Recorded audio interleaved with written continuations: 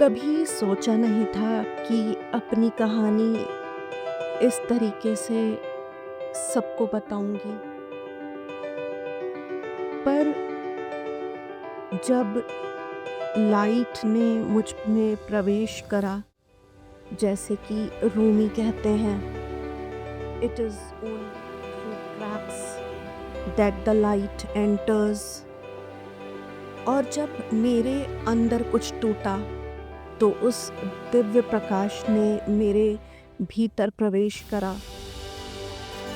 कुछ जागृति आई। मैं खुद को जानने की यात्रा पे निकल पड़ी। कितना जान पाई हूँ कहना कठिन है, पर मेरे गाइड्स ने मुझे ये आदेश दिया कि जितना भी मैंने खुद को जाना, उस जानने को मैं और लोगों के साथ शेयर करूं, क्योंकि कई सारे लोग मेरे जैसे ही उस स्थिति में आज भी फंसे हैं और एक प्रकाश, एक रे ऑफ होप की तलाश कर रहे हैं। अगर मेरा ज्ञान किसी को भी उस अंधकार से निकालने के काबिल हो सका, तो मैं स्वयं के जन्म को सार्थक समझूंगी।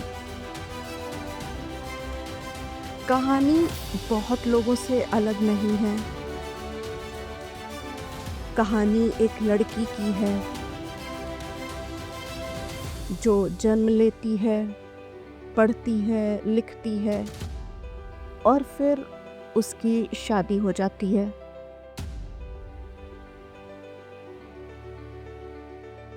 मैं ये नहीं कह रही कि शादी एक बुरी चीज़ है, परंतु हाँ, वो एक पिंजरे के जैसी है, क्योंकि वो पिंजरा चाहे सोने का हो, चांदी का हो या फिर हीरे मोती का हो, पिंजरा तो पिंजरा है। आपको उसी के, उस मैरिज के कॉन्ट्रैक्ट के नियमों के अनुसार चलना पड़ता है, और नियमों के अनुसार चलना गलत नहीं है, पर स्वयं की इच्छाओं को मार के उन नियमों का पालन करना थोड़ा सा कष्टकारी हो जाता है। और इसके लिए मैं किसी को भी दोषी करार नहीं दे रही, क्योंकि उस कॉन्ट्रैक्ट के नियमों के अनुसार आपको स्वयं से पहले दूसरों को केटर करना ही पड़ता है। आपको लोगों को प्रायोरिटाइज करना पड़ता है। इस दिनचर्या, इस अंधाधुंध गोल सेटिंग और गोल अचीवमेंट की रेस में आप कहीं ना कहीं स्वयं को भूल जाते हैं। दिन बीतते हैं, महीने बीतते हैं, साल बीतते हैं और कई बार तो पूरा पूरा जीवन बीत जाता है, पर मेरे साथ ये ना हो सका।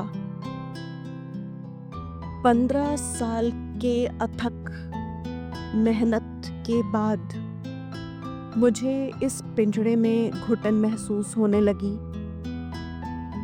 एकाएक मुझे यूं लगने लगा जैसे कि मैं जीना चाहती हूँ। मुझे अपने इर्द गिर्द के सभी लोग दिखाई देना जैसे थोड़े कम हो गए। इवन उसमें मेरे बच्चे भी शामिल थे। कई बार मैं उन्हें भी नज़रअंदाज करने लगी कि कुछ पल मैं खुद के लिए जी लूं। तो सबसे पहली फीलिंग आई कि मैं एक अच्छी माँ नहीं हूँ। मैं अपने बच्चों को प्रायोरिटाइज करने के बजाय स्वयं को प्रायोरिटाइज कर रही हूँ। और जैसे अभी आपने मेरे घर के दरवाजे पर घंटी सुनी और उसे खोलने के लिए मैं गई, तो मुझे इस रिकॉर्डिंग को पॉज करना पड़ा। इसी प्रकार 15 सालों तक मेरे दरवाजे की घंटियां बजती रहीं। जैसे कि जब हम हॉस्पिटल में एडमिट होते हैं और केयर टेकर या नर्स को बुलाना होता है तो हम अपने साइड में लगी बेल को प्रेस करते हैं, उसी प्रकार ये बेल प्रेस होती गई और मैं भागती रही अनगिनत बार 15 सालों तक। और भागते भागते एक दिन मैं खुद ही धराशायी हो गई। जो डायग्नोस हुआ वो था शाटिका। इतना लोड लेने की वजह से मेरे L5 और L6 में जगह हो गई थी। ब्रह्मांड के कई नियम थे जिनसे मैं अनभिज्ञ थी। अभी भी मैं नहीं जानती थी कि सब कुछ सबके साथ अच्छा करने के बावजूद मेरे साथ बुरा क्यों हो रहा था। क्योंकि बचपन से तो हमें यही सिखाया गया था कि जब तुम अच्छा करते हो तो अच्छा ही होता है। डॉक्टर ने मुझे 15 दिन के लिए कंप्लीट बेड रेस्ट पे कर दिया था। बेड रेस्ट पे होना ही अपने आप में एक बड़ी सजा है। आपका दिन, आपका समय कैसे कटे। पर हाँ, ये बात तो सही थी कि उस परिस्थिति का निर्माण मैंने खुद किया था। क्योंकि ये नियम मुझे बचपन से पता है, आपके कर्म ही फलीभूत होते हैं।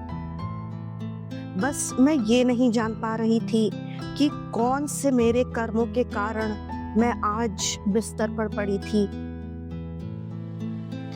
तो समय काटने के लिए अब मैं क्या ही करती।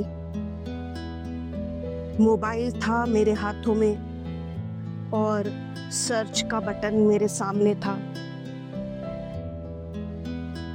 मैंने अनायास ही गूगल सर्च पे डाला कि इस दुख से छुटकारा कैसे मिले।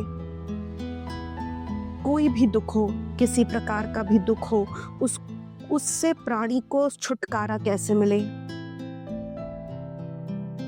और मेरे सामने अनगिनत ऑप्शंस आने लगे। कई मंत्र, मैनिफेस्टेशन वीडियोस, यूनिवर्स के नियमों के बारे में वीडियोस, और एक एक करके जब मैं इनको देखने लगी तो कुछ कुछ इंसाइट मुझे मिलने लगी कि मैं क्या गलत कर रही थी जो आज मैं इस परिस्थिति में थी। हम एट लार्ज ये कहते हैं कि हम जो भी पाते हैं वो हमारे कर्मों का फल होता है, या इस जीवन के या उस कई और जीवन जो हम जी के आए हुए होते हैं। तो ये मेरा बीमार हो जाना मेरे किस कर्म का फल था, ये मुझे समझ में आने लगा। ये फल था खुद से प्यार ना करने का। और आज मेरा भ्रम उस बिस्तर पर लेटे लेटे टूटा था कि खुद के बारे में सोचना स्वार्थी होना नहीं होता, बल्कि वो खुद से प्रेम करना होता है। और खुद से प्रेम करने और स्वार्थी होने में बहुत बड़ा अंतर है। अगर हम किसी भी फीलिंग को लीनियर वे में देखें तो वो एक ही लाइन के दो हिस्सों पे होते हैं, जिसके लोअर वाइब्रेशन में सेल्फिशनेस होता है और उसी फीलिंग का हायर वाइब्रेशन सेल्फ लव होता है। तो डिफरेंस अगर कोई ना समझे तो सेल्फ लव अक्सर सेल्फिशनेस बन जाता है। पर मैं सेल्फिश नहीं थी। हाँ, बस मैं सेल्फ लव में भी नहीं थी। दूसरों को प्रायोरिटी देना, दूसरों के बारे में सोचना, दूसरों की ज़रूरतों के बारे में अपनी ज़रूरतों से पहले सोचना मुझे सिखा दिया गया था।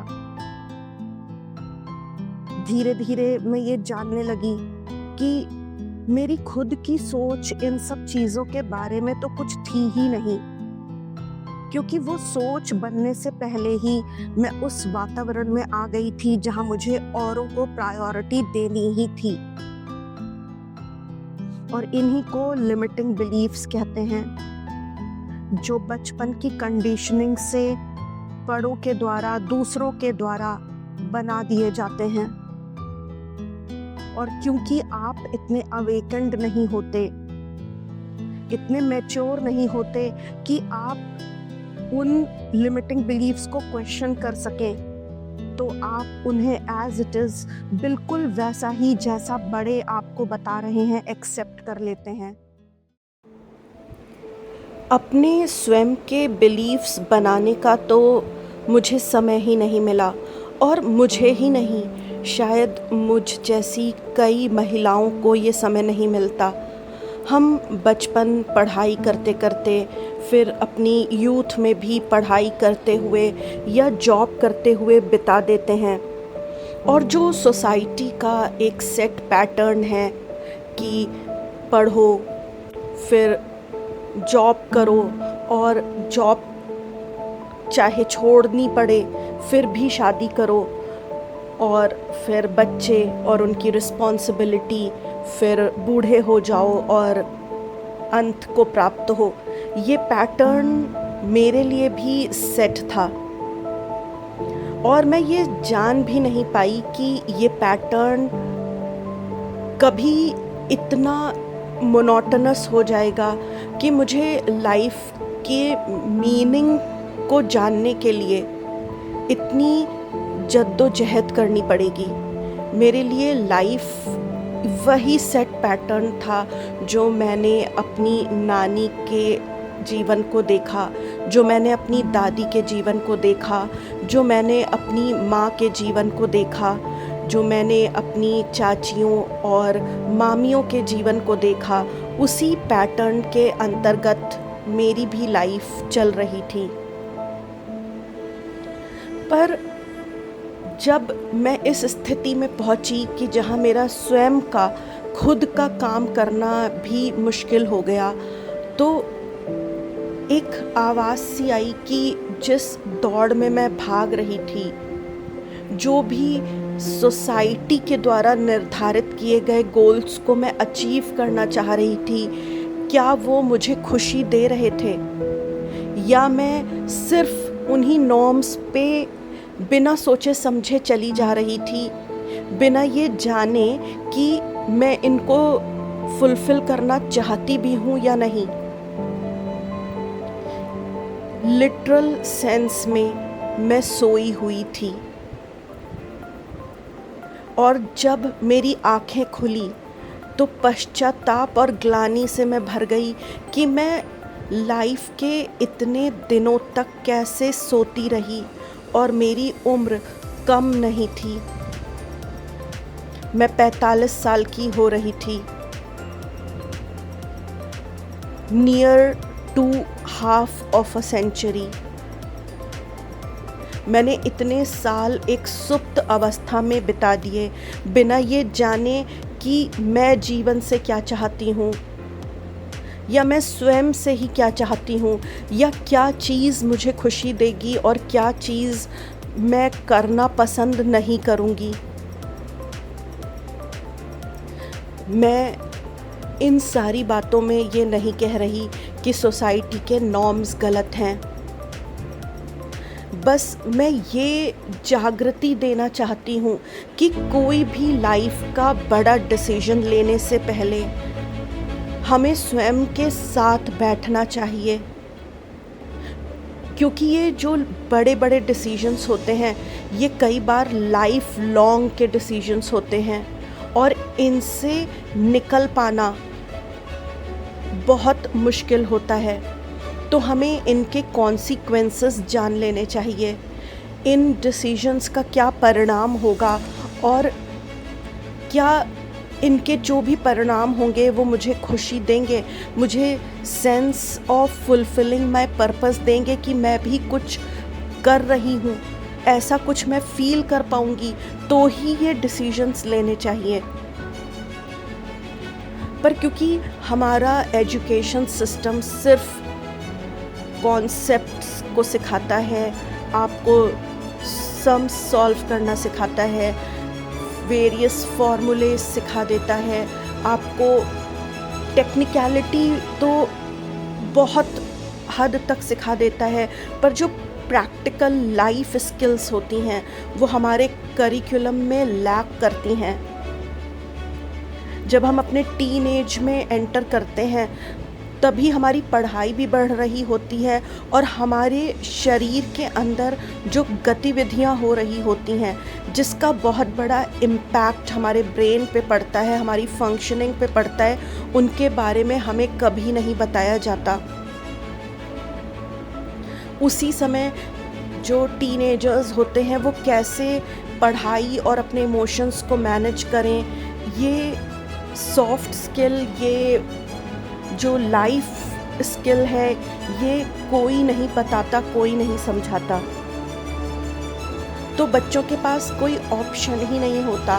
वो क्योंकि हम समझते हैं कि हमारे बड़े, हमारे पेरेंट्स, हमारे नोन्स, जो भी हमारे रिश्तेदार हैं वो सब हमारा भला चाहते हैं, तो वो जो भी कह रहे हैं, जो भी बता रहे हैं वही सही है और हम उसी पथ पर, उसी मार्ग पर चलते हैं।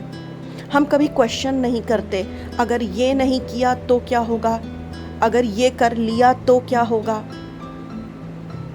जब हम क्वेश्चन नहीं करते और चीज़ों को वैसे ही एक्सेप्ट कर लेते हैं तो रिज़ल्ट भी उसी प्रकार के आएंगे, क्योंकि हमने तो नहीं समझा कि इस काम को करके क्या मिलेगा। तो मेरी भी लाइफ ऐसी ही चल रही थी जब तक कि मैंने नहीं जाना कि स्वयं से भी प्यार करना ज़रूरी है। सेल्फ अबैंडनमेंट के बारे में मैं ये कहूँगी कि जब हम लोगों को इतना ये बता दिया जाता है कि दूसरों के लिए जीना ही अच्छे कर्मों में आता है, दूसरों से पहले खुद को रखना स्वार्थी होना होता है, तब हम एक प्रकार से खुद को अबैंडन कर देते हैं, छोड़ देते हैं। और आप ही सोचिए कि जब आप ही स्वयं को छोड़ देंगे तो कौन आपको अपनाएगा। यूनिवर्स का एक लॉ है, as within so without. जैसी आपके अंदर सोच चलेगी उसी का मैनिफेस्टेशन आप बाहर होता हुआ देखेंगे। जैसा आपका इनर वर्ल्ड होगा, आपके अंदर का संसार होगा, आप अपने बारे में जो सोच रहे हैं वही बाहर भी देखेंगे। तो जब मैं ही खुद को त्याग रही थी, जब मैं ही सेल्फ अबैंडनमेंट मोड में थी, तो दुनिया मुझे कैसे स्वीकारती। मुझे बाहर से भी रिजेक्शंस ही मिल रहे थे, रिफ्यूज़ल्स ही मिल रहे थे, मुझे छोड़ा जा रहा था, त्यागा जा रहा था। इस लॉ ने मुझे झकझोर दिया कि आज तक मैं स्वयं को ही त्याग रही थी, जबकि मेरे प्रेम और विश्वास पे सबसे पहला हक मेरा स्वयं का होना चाहिए। इवन अगर फाइनेंशियल ऑब्लिगेशंस की भी बात करें तो भी अपने आप को उस लिस्ट में प्रायोरिटी पे रखना चाहिए। अगर आप पैसे कमाते हैं और उसको अपने परिवार पे, अपने दोस्तों पे, अपने रिलेटिव्स पे आप खर्च करते हैं तो उस लिस्ट में भी आप ही आपकी पहली फाइनेंशियल ऑब्लिगेशन है। पर मैं अपनी ही प्रायोरिटी लिस्ट में ये भी नहीं पता कि थी भी कि नहीं। अगर उस समय कोई मुझसे प्रायोरिटी लिस्ट बनाने को कहता जो लोग मेरे जीवन में हैं, तो मैं आराम से 20-25 लोगों की लिस्ट तैयार कर देती बिना उसमें अपना नाम डाले हुए। तो यही सिग्नल तो मैं ब्रह्मांड को दे रही थी कि मैं कुछ नहीं, मैं अपनी ही प्रायोरिटी लिस्ट में नहीं तो मैं किसी की भी प्रायोरिटी लिस्ट में कैसे होंगी, क्योंकि ये जो यूनिवर्स का लॉ है, as within so without, ये अडिग है। मैं अपनी दुनिया का निर्माण खुद को त्यागने पे कर रही थी और थोड़े दिन तक तो ये सेल्फ अबैंडनमेंट आपको एक हीरोइक फीलिंग देता है कि आप जैसे किसी फिल्म के नायक हैं या नायिका हैं और आप बहुत अच्छा काम कर रहे हैं, आप खुद को एक मैग्नेनिमिटी में देखने लगते हैं। पर कुछ समय बाद आपकी आत्मा, आपका माइंड, इवन आपकी बॉडी आपसे वो अटेंशन मांगने लगती है जिसकी वो हकदार है, जैसा मेरे केस में हो रहा था। मैंने अपनी बॉडी का ख्याल नहीं रखा और मैं उस स्थिति तक पहुंच गई जहां पर अगर और ये अवस्था बढ़ती तो ऑपरेशन के भी चांसेस थे। मैं लिटरली डर गई थी। पर जैसा मैंने वीडियो की शुरुआत में कहा कि रूमी कहते हैं, it is through the cracks that light enters. तो यूनिवर्स ने मुझ पे कृपा दृष्टि बरसाई और मुझे धीरे धीरे इन लॉज, इन रूल्स का पता चलने लगा और मैं खुद को काउंसल करने लगी, खुद को हील करने लगी। इसी दौरान मेरी फीड में होओपोनोपोनो प्रेयर आई। जब इस खूबसूरत प्रेयर के बारे में मैंने पढ़ा तो पूरी तरह से मैं जान गई कि ये सत्य है कि हम ही अपने जीवन की परिस्थितियों के निर्माता हैं। हमारे साथ जो भी घटित हो रहा है, जो भी, उसका निर्माण हमने स्वयं किया है, चाहे इस लाइफ टाइम में, चाहे पिछली किसी जन्मों में। होओपोनोपोनो का ही मतलब होता है टू मेक करेक्ट, सही करना। इस प्रेयर ने मुझे सही करना सिखाया और ये बताया कि अगर मैं अपनी स्थिति के लिए दूसरों को दोषी मानती हूँ तो वो बिल्कुल गलत है। कोई और आपकी इस स्थिति का निर्माता नहीं है आपके सिवाय। तो मैंने रिस्पॉन्सिबिलिटी खुद पे डाली कि मेरी रिस्पॉन्सिबिलिटी है कि मैं आज सही नहीं हूँ, स्वस्थ नहीं हूँ, तो ये किसी और के कारण नहीं बल्कि मेरे स्वयं के कारण मेरे साथ ये हो रहा है। अगर मैंने खुद का ख्याल रखा होता तो आज मैं इस स्थिति में ना होती। और होओपोनोपोनो प्रेयर आपको यही बताती है कि किसी और को ब्लेम मत करो, किसी व्यक्ति को ब्लेम मत करो, किसी सिचुएशन को ब्लेम मत करो, क्योंकि ब्लेम से कुछ नहीं होने वाला। रिस्पॉन्सिबिलिटी सिर्फ तुम्हारी है, अकाउंटेबल सिर्फ तुम हो। इस ब्यूटीफुल प्रेयर के 4 phrases, I am sorry, please forgive me, thank you, I love you, ने मेरी ज़िंदगी बदलनी शुरू कर दी। जैसा जैसा उस वीडियो में बताया जा रहा था, मैं वैसे वैसे एफर्मेशंस अपनी बॉडी के लिए करने लगी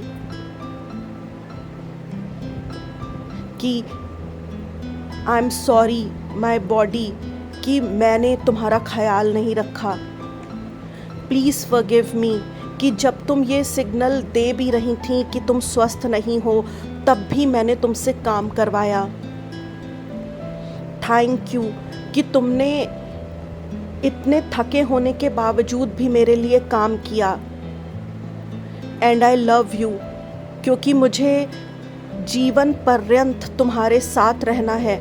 और एक बार को मैंने तो तुम्हारा ख्याल रखना छोड़ दिया, पर तुमने मेरा ख्याल रखना कभी नहीं छोड़ा, मुझे कभी नहीं छोड़ा। Dear body, I am sorry, please forgive me, thank you, I love you. Dear body, I am sorry.